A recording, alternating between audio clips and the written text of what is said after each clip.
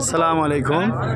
আমরা সবাই এই জাবালের রহমতে আজি যে পাহাড়ে আল্লাহ রসুল উম্মতকে সঠিক রাস্তায় কায়েম রাখার জন্য 1 ঘন্টা নয় 6 ঘন্টা ধরে ভাবতে এই যে পাহাড় হযরত আদম আলাইহিস সালাম হাওয়া আলাইহিস সালামের সেখানে দোয়া কবুল হলো।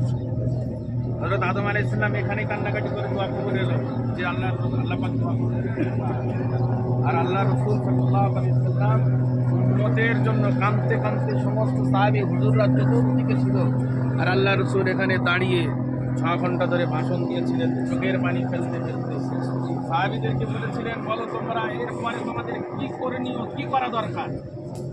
সাহাবী হুজুররা বলেছিলেন যে ইয়া রাসূলুল্লাহ, আমরা যেভাবে আপনার কথা বুঝে আমরা আপনার কথা অনুযায়ী আমরা এটাই বুঝতে পারলাম যে আমাদেরকেও দুনিয়ার আনাচে কানাচে ছড়িয়ে দিতে হবে, দিনের দাওয়াত দিতে হবে, কলেমা উম্মতের কাছে পৌঁছে দিতে হবে।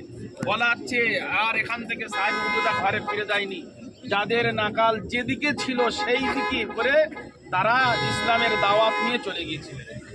এই জন্য এতজন সাহাবী হুজুরদের মধ্যেও জান্নাতুল বাকির ভিতরে মাত্র 10,000 সাহাবী হুজুর আছে।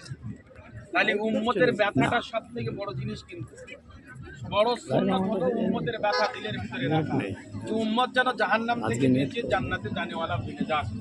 এই ব্যথায় ব্যতীত হওয়া সব থেকে বড় সুন্নাত, বুঝতে পেরেছেন?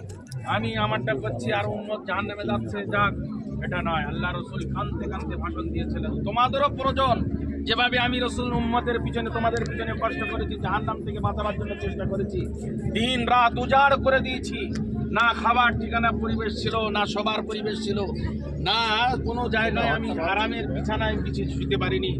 এই পরিবেশ তোমাদেরও, এটা তোমাদেরও দায়িত্ব, এই পরিবেশের ভিতরে তোমাদেরও আসা দরকার। সাহাবী হুজুররা এই জন্য এখান থেকে যার সেই চলেছে।